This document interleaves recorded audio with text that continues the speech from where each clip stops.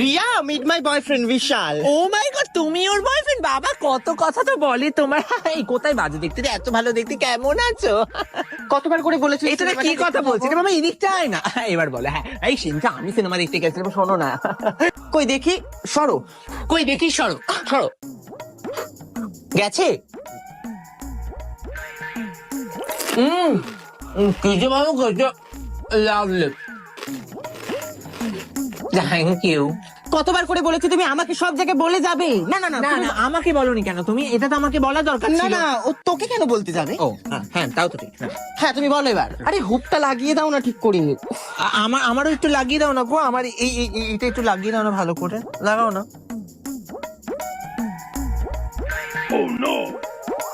দুধ কলা দিয়ে কালসাপ পুষেছিলাম, তাই সবাইকে বলি বন্ধুদের সামনে নিজের বয়ফ্রেন্ডকে আনবেন না।